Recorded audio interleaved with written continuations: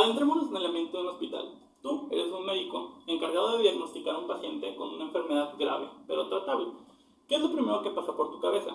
¿Cómo comunicarle al paciente esta enfermedad que tiene de una manera efectiva y que la comprenda, y al mismo tiempo que no se sienta abrumado por emociones, ya que el nombre de una enfermedad puede llevar un gran estigma consigo? Todas estas preguntas, todas estas habilidades para comunicar la información, las tenemos englobadas bajo el concepto de empatía y es muy importante en el ámbito médico. Como tenemos en nuestro país, en México, se evalúan principalmente para acceder a la residencia en el examen de NARAM, por ejemplo, con los conocimientos clínicos. Sin embargo, en otros países del mundo, la práctica de la clínica es muy diferente. Y en el caso específico de Estados Unidos hay exámenes STEPS, y estos no solamente valoran los conocimientos clínicos, sino que también valoran en sus etapas finales cómo lleva el médico a cabo una consulta. ¿Qué es lo que nos estamos perdiendo al no evaluar esta habilidad médica de poder comunicar las enfermedades? Esto puede llevar consigo muchos conflictos y problemas con el paciente y que la atención no sea tan efectiva. Buenos días, somos del equipo 9 y hoy vamos a hablar de cómo utilizar la empatía sin morir en el intento. Nuestro equipo está conformado por Susi, Emiliano, Mauricio, Gina, Melissa y su servidor Sergio Costa. Primero que nada, hay que hablar de la conceptualización de la empatía. ¿Esto qué engloba? Hay que comprender primero dos procesos humanos, que son la cognición y la empatía en sí misma. Muchas veces se tiene una idea de que estos son una dicotomía opuesta, en donde, la empatía y la cognición no pueden estar conciliados porque si no se va a llevar a cabo un caos y puede llegar a haber un sesgo. Sin embargo, lo que no se sabe es que la empatía es un mismo tipo de cognición. Primero que nada, ¿qué es la cognición? La cognición es tomar las partes de un todo para poder comprender ya sea un cierto proceso o cualquier cosa que se necesite comprender, sea un concepto, etc. Ahora, la empatía es lo mismo, solamente que con emociones. Hay que tomar las emociones en el ámbito clínico de un paciente y poder comprender cuál es su situación. Ahora, como mencioné, estos conceptos están un poco peleados por la opinión pública. Sin embargo, son muy importantes y se llevan de la mano y hay que comprenderlos los dos a la perfección. ¿Por qué? Porque si la empatía no se lleva a cabo, la cognición, aunque el médico la puede llevar a cabo y el médico está acostumbrado a ver muchos casos, el paciente probablemente sea su primera visita, su primera consulta, en la que se puede llegar a sentir abrumado si es que se trata de una enfermedad grave. Aquí es donde entra la empatía. Si el paciente no tiene un estado mental claro y no puede recibir la información, no puede llevar a cabo esta cognición y no va a entender qué tratamiento lleva su enfermedad, qué es lo que tiene que hacer y cómo funciona. Sin embargo, aplicando ese concepto de empatía, aplicando la empatía en el ámbito clínico, el paciente puede estar un poco más tranquilo gracias al doctor a llevar a término su tratamiento y poder preservar su salud, que no le afecte la enfermedad. También aquí entra en parte cómo comunicar la empatía. El médico tiene que ser capaz de comunicarle al paciente su enfermedad. Sin embargo, no puede llegar a dar, por ejemplo, esperanzas falsas. Supongamos que en un momento de estrés donde el médico no sabe cómo reaccionar, le dice a una persona con una enfermedad terminal que probablemente vaya a vivir más años. Y el paciente con esto entiende que, todavía tiene vida por delante. Entonces lo oye otro médico y dice, pues tiene 3-6 meses para vivir. Y el paciente queda en shock. ¿Por qué? Porque le dijeron que iba a vivir. Sin embargo, no le estaban dando una esperanza falsa. Y este intento de usar la empatía por parte del primer médico puede llegar a malinterpretarse y por lo tanto pues afectar en el pronóstico del paciente y en su salud mental también. También tenemos el concepto del modelo de una persona y de dos personas, en donde al principio, se tenía al médico como una figura que solamente proveía recetas y el médico observaba principalmente al paciente para ver qué era lo que pasaba.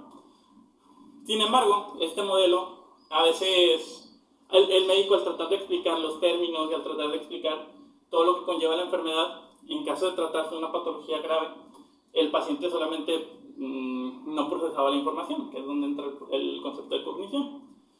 Al momento de no procesar esta información, el paciente termina quedando con más dudas y no sabe cuáles son los pasos a seguir para su tratamiento. Ahora bien, esto llega a cambiarse. Varios teóricos llegan a decir que en lugar de tener un modelo de una persona, hay que tener un modelo de dos personas. No nada más el médico está en la consulta, sino que también está el paciente. El médico tiene que tratar de que este paciente esté en un estado mental receptivo eh, para poder llevar a término su tratamiento. Entonces, este modelo de dos personas lo que implica es que el paciente entienda y el médico también entienda las emociones del paciente y sepa comunicar de manera efectiva que estas emociones son comprendidas y que se le va a ayudar a lo largo de su enfermedad, el cual es el propósito del médico, preservar la salud. Ahora bien, en el caso del modelo de una persona, el paciente escucha al médico y no procesa la información, así como lo dijimos. Supongamos que llega un paciente, muchas de las veces hay testimonios de pacientes con VIH o otras enfermedades graves, en las cuales al momento de escuchar una enfermedad con tanto estigma, el paciente empieza a hacerse miles de ideas en la cabeza y ni siquiera está escuchando al médico. Si se ven los testimonios, los pacientes que dicen salir de consulta están abrumados y están completamente destrozados porque no saben cómo reaccionar a la nueva información que se les acaba de dar. Los médicos empiezan a hablar de terapia retroviral, de todos los cambios que tienen que hacer en su estilo de vida. Sin embargo, el paciente no está comprendiendo nada de esa información. ¿Qué es lo que se hace en estos casos? En el mismo caso del VIH, se tiene servicios especializados de consultoría psicológica en el mismo consultorio. Sin embargo, esto también debe ser una responsabilidad del médico al momento de comunicar, estar seguro de que el paciente se siente comprendido y que puede entender la información que se le va a dar. De aquí que los médicos tengan que estar capacitados en cómo tratar con los pacientes y con sus emociones. Buenas tardes, mi nombre es Emiliano Márquez Guzmán y hoy voy a hablar del modelo de dos personas. ¿En qué consiste el modelo de dos personas? El modelo de dos personas es en el que el médico está preparado para tener conversaciones que pueden considerarse difíciles y saber comunicar de manera clara, eficiente, pero sobre todo empática, el diagnóstico de su paciente. ¿A qué me refiero con todo esto?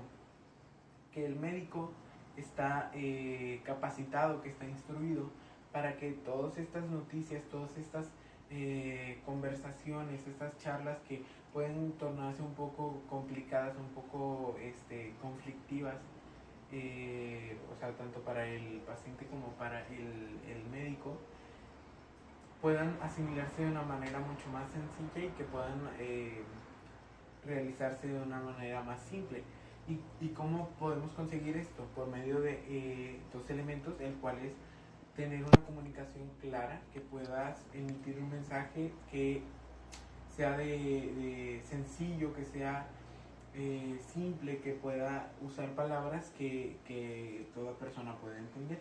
Y el otro elemento que es muy importante es el ser empáticos, el tener esa empatía, esa calidez con las personas que hace que se puedan sentir entendidos, comprendidos, que se puedan sentir escuchados. Y todo esto me lleva al segundo tema, que es afectos, emociones y empatía. Los afectos son necesarios para poder llegar a ser una persona empática, porque los afectos producen y conducen a las emociones, y estas emociones son básicas para sentir empatía con alguien más. Y esto lo vimos claramente en el video que viene en el PDF, donde podemos ver que las emociones nos ayudan a interiorizar y poder conectar con la emoción de la otra persona, poder entender lo que la otra persona está sintiendo por medio de un recuerdo, normalmente, que tenemos nosotros ya similar a esa experiencia que esa persona está sintiendo. Y esto nos hace empatizar de una manera mucho más sencilla. Y otra cosa que recuerdo mucho del video es cómo nos hace esta comparación entre la simpatía y la empatía, y me pareció gracioso que hacen ver a la simpatía como una minimización de los problemas de la otra persona. Él no le da la relevancia a esos problemas y no acompaña, sino que simplemente los hace menos. Y la empatía solo es acompañar, solo es decirle, puedo comprender lo que estás sintiendo. Y hablando de esto de las emociones, es muy importante que aprendamos a regularlas, a controlarlas, porque el no controlar una emoción, en vez de traer un resultado positivo para ser una persona más empática, va a llegar a un punto, al otro extremo. Y lo que queremos es que podamos reflejar esa empatía y dar esa confianza a los pacientes, que ellos puedan sentirse comprendidos, que puedan sentir que no están solos en este proceso. Y pues eso sería todo por mi parte.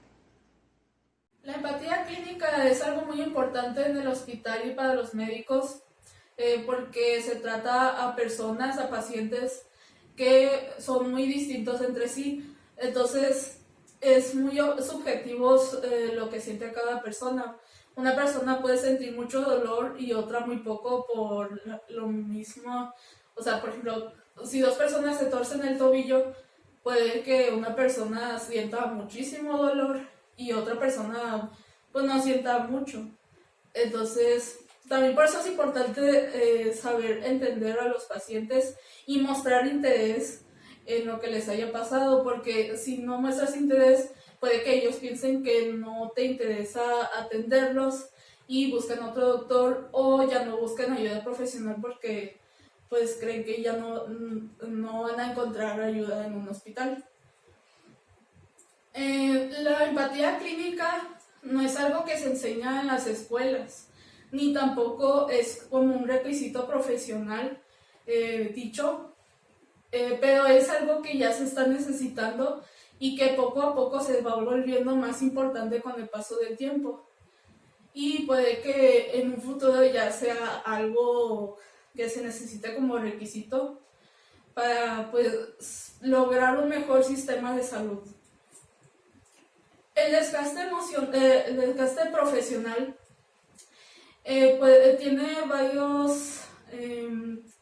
tiene 4 causas, que son el ambiente de trabajo, las relaciones interpersonales, las tareas que tienen que hacer. Entonces, por ejemplo, si una persona tiene un ambiente de trabajo muy difícil, tiene muchos pacientes que atender, muchos familiares esperando un diagnóstico, entonces se puede estresar y también tiene que ver pues cómo se lleve con la gente a su alrededor. Entonces, como veíamos en el caso de la doctora que veíamos en la película, que andaba muy estresada por tanto trabajo en el hospital y que no pudo tolerar un paciente que estaba también muy estresado porque pues se había enterado que tenía un aneurisma, entonces pues reaccionó de una manera incorrecta, pero pues también la doctora con tanta presión y tanto estrés pues no reaccionó de la mejor manera, que eso es lo que vemos también en el PDF, que la empatía clínica también depende del ambiente de trabajo. No se puede tener una buena empatía si la persona tampoco tiene buen ambiente en el trabajo. Si tiene desgaste profesional, pues no puede tener una buena empatía con los pacientes. Y pues ya, eso es todo. Dificultades al momento de empatizar.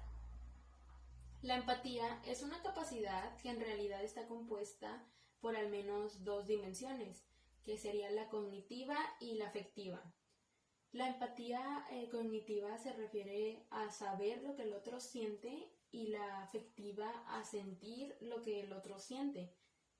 La empatía afectiva también se denomina contagio emocional. Y si el profesional no mantiene una distancia, a la larga puede resultar pues perjudicial para él a nivel personal, laboral y en su relación pues médico-paciente, por lo que esto causa una gran dificultad al momento de empatizar con sus pacientes. Contrario a esto está algo que es muy común que afecte al médico con sus pacientes y es un conocido desgaste por empatía, que básicamente es un sentimiento de intensa empatía y pena hacia el paciente, acompañado, pues digamos, con un gran deseo de calmar o de resolver los problemas. Y bueno, básicamente es de cierto modo dos puntos de ver cómo se es difícil empatizar. Pues por un lado estamos viendo que la empatía cognitiva es un conocimiento del médico de conscientemente no aplicar tanta empatía hacia sus pacientes, y en el desgaste emocional, en el desgaste de empatía se podría ver prácticamente como lo anterior sucede. Aquí el médico pues tiene un apego o preocupación por el paciente muy excesiva, lo que lo lleva a generar problemas a futuro. Las emociones de los pacientes y la dificultad del equipo para empatizar con ellas. Los pacientes suelen sufrir emocionalmente. Una buena atención implica atender aspectos emocionales y para ello es necesario actuar adecuadamente. Suelen reflejar sufrimiento y dificultades de adaptación a situaciones de estrés grave, ya que hay situaciones que por estrés de un diagnóstico de una enfermedad grave, pues el paciente hace referir intensas emociones. La atención emocional de un paciente principalmente se centra en el sufrimiento y repercusiones, en el malestar emocional y otros signos y síntomas relacionados y frecuentes en esta situación.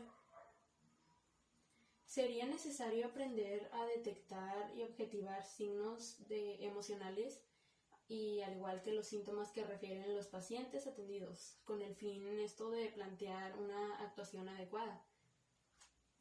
Otra situación que igualmente suele generar grandes emociones en pacientes es el idealismo extremo en un médico, pues el médico es visto como un salvador y esto provoca que los pacientes tengan abrumadores sentimientos de admiración y por tanto no les permiten equivocarse o tener alguna falla. De lo contrario, es visto esto como una negligencia, lo que lo lleva al otro punto, que sería la desvalorización y el desprecio y enojo. Y pues tratar con un paciente enojado es una situación generalmente incómoda para el personal de salud. Y bueno, otra de las situaciones que generalmente genera emociones intensas en pacientes es la mala atención del personal de salud, pues cuando visitan el lugar. Y aunque haya varios tipos de pacientes difíciles, se sabe que una persona en un hospital enojada puede simplemente estar asustada, lastimada, pues a la defensiva o resistiéndose a lo que sucede a su alrededor. En todos estos casos, lo más importante siempre va a ser empático, preguntar qué es lo que está pasando y siempre tratar de buscar alguna posible solución junto con él. Hola, soy Mauricio Daniel Tames Guerra y les voy a hablar de cómo sortear las situaciones de dificultad y estrategias para el manejo de las dificultades. Primero, de cómo sortear las situaciones de dificultad. Pensando en las dificultades para poder establecer un vínculo empático, existen diferentes variables que contribuirían al mejor manejo cuando éstas interfieran en la relación con el paciente. Para esto sería fundamental poder hacer uso de la autoobservación. Esto implicaría entrar en contacto con las sensaciones, sentimientos y las ideas que generamos en relación con los pacientes. Es fundamental pensar en el uso de la empatía para comunicarse con el paciente respetando su timing y conservando la distancia óptima, para que la emoción no invada el vínculo con él y esto favorece para que haya equilibrio emocional del médico y el juicio profesional. El concepto de timing responde a la necesidad de devolver ciertas ideas al paciente o profundizarlas en el momento adecuado. Esto se relaciona con las distintas técnicas de entrevista, específicamente con la escucha activa y empática. Es recomendable dejar que el paciente exprese sus ideas y profundizar en aquello que creemos primordial en el momento en el que el paciente haya terminado de desarrollarlas. o confrontar con él en los momentos en que se encuentre más receptivo y no esté desbordado. La relación que se establece entre el profesional y de los servicios médicos de salud y el usuario de esos servicios es el punto fundamental de las actividades de la medicina. Tradicionalmente se le han denominado relación médico-paciente durante los últimos años. Han experimentado un cambio profundo relacionado con cambios sociales, con el desarrollo de la ciudadanía de los individuos, las nociones de la dignidad humana, autonomía de la persona y el reconocimiento de los derechos fundamentales de las personas. La idea del respeto a los derechos de los pacientes y el consentimiento voluntario del enfermo en su tratamiento, modificando todo tipo de acción en el proceso de atención a la salud y las convierten en un tipo de relación más igualitaria entre el médico y la persona enferma. Ahora, de las estrategias para el manejo de las dificultades. También pueden surgir problemas desde el lado médico, ya que otro de los obstáculos implicaría la dificultad para empatizar con el relato del paciente. Sería necesario identificar si esta dificultad proviene de las características del paciente sobre los aspectos propios del médico o estudiante de medicina. Deberemos tener en cuenta que el estrés reduce la capacidad de manejo con empatía, lo que podría también generar mayores descuentos. ¿Qué podemos hacer para esto? Bueno, pues se puede usar la autoobservación como herramienta para lograr recursos que nos permitan hacer frente a estas situaciones. ¿Qué hay que hacer? Bueno, el médico deberá observar sus propios estados emocionales, cómo los está regulando, su intensidad, cómo lo influyen y cómo los experimenta y expresa. Se pueden realizar preguntas que habilitan al paciente a continuar profundizando sobre determinadas temáticas a través de ciertas preguntas como: ¿me contaría un poco más sobre eso? ¿Cómo eso para usted? ¿Cómo fue eso para usted?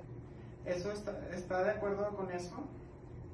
Dependiendo de la situación, le puede realizar diferentes preguntas para poder empatizar con él y darle la confianza que requiere en ese momento, para que logre platicar lo que está pasando o sintiendo en ese momento, y así facilitar el diagnóstico. Ya que nos haya platicado su sentir, podemos continuar asegurándonos de que entendimos lo que quiso decir diciéndole: déjame ver si comprendí bien, o quiero asegurarme de que entendí bien lo que me contó. También en otras ocasiones, para ser más empáticos con ellos o demostrar nuestra habilidad empática, les podemos decir que parece que fue muy difícil, o otra sería: me imagino cómo se siente, o también decirle cualquiera en su situación se sentiría así. Y en otras ocasiones le podemos decir que nadie comprende cómo usted se siente, y en esa frase afirmamos que el sentimiento de incomprensión del paciente es real, pero al mismo tiempo le transmitimos el entendimiento. Buenos días, mi nombre es Gina y yo les hablaré sobre los encuentros clínicos. Primero que nada les hablaré sobre el valor principal del que estamos hablando, que es la empatía. La empatía se define como la capacidad de entender a las emociones de los pacientes, así como sus perspectivas y experiencias. Es uno de los valores más importantes al momento de querer lograr un encuentro clínico con buena comunicación y un vínculo efectivo entre paciente y doctor. La comunicación ayuda a que la consulta sea más efectiva, ya que si una persona siente comprendida y en confianza, comunica más fácil y así el diagnóstico es mejor. Al igual que logra que el paciente haga caso en las instrucciones. Una de las maneras de poder enfrentar estas dificultades de no lograr tener una buena empatía con el paciente es mediante el espacio de encuentro y discusión con otros miembros del equipo de salud, en un marco ético y de confidencialidad. El objetivo de este espacio sería manejar las preocupaciones que nos deja el paciente, haciendo que, al compartirlas, se generen espacios dinámicos para su tramitación. Desde esta perspectiva, se conoce al equipo de salud como un espacio en donde se puede intercambiar perspectivas, experiencias, sentimientos y emociones que se generan en el marco de atención al paciente, poniendo a pensar el vínculo desde diferentes grados de perspectiva. A través de los encuentros clínicos, se analiza de forma monográfica la situación de diferentes patologías, creando un espacio de diálogo entre un grupo de expertos, farmacéuticos, sociedades, instituciones, etc. Se trata de un punto de encuentro clínico multidisciplinar que favorece y facilita el intercambio de conocimiento. Hola, mi nombre es Sergio Acosta. Y ahora, a manera de conclusión, vamos a ver un poco de recapitulación de lo que vimos a lo largo de la presentación, que principalmente la empatía es una habilidad que ayuda a los médicos a comprender el estado de los pacientes y que ésta se debería llevar a cabo para poder asegurar el tratamiento de estos mismos. También, asimismo, vimos que los médicos no deberían o también no pueden afrontar solos este tipo de situaciones. Puede llegar a ser abrumador para un médico tratar con muchos casos graves al mismo tiempo. Esto se soluciona ayudándose del equipo médico. Varios médicos pueden compartir sus experiencias, todo esto respetando la integridad del paciente, sin embargo, quitándose un peso de encima al momento de dialogarlo con sus compañeros médicos.